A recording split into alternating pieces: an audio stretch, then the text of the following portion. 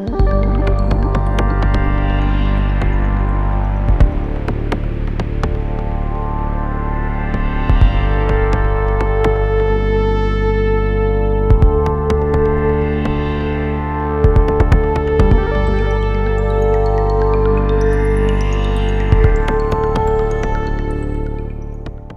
लोगों ने जब पता चला कि कोरोना वायरस के विषय में और कोरोना जब फैलना शुरू हुआ दुनिया में, उसी टाइम पर हमने अपनी पूरी साइंटिस्टों की टीम को इस कार्य के लिए नियुक्त कर दिया था।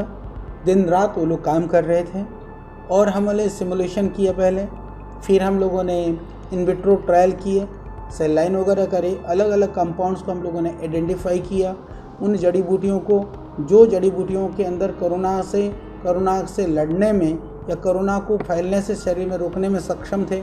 फिर हमने उन औषधियों को विविध तरह के जो स्थिति के रोगी थे, यानी हमने पहले प्रिवेंशन के रूप में भी उन औषधियों का प्रयोग किया।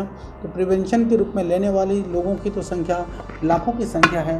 फिर बाद में क्लिनिकल केस स्टडी हमने करते हुए जो कोरोना के पॉजिटिव पेशेंट्स थे, सैकड़ों ऐसे रोगियों को हमने औषधि दिया और वो 100% परिणाम रहा है।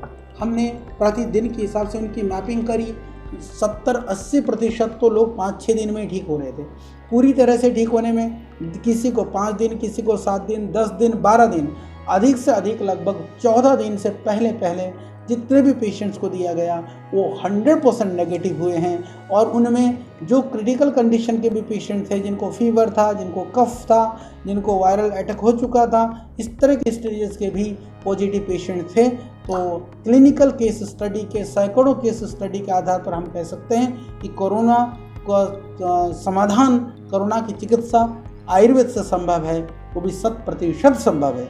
तो इसमें बात आएगी कि जब 100% संभव है तो एविडेंस की, तो मैं इसके लिए पहले बता देना चाहता हूँ, हम लोग क्लिनिकल कंट्रोल ट्रायल भी कर रहे हैं और उनके एविडेंसेस भी आने वाले 4-5 दिन के अंदर उनका पूरा कंप्लीट हो जाएगा, पूरी डेटा के साथ में, पूरी प्रामाणिकता के साथ में फिर हम दुनिया को बताने वाले हैं।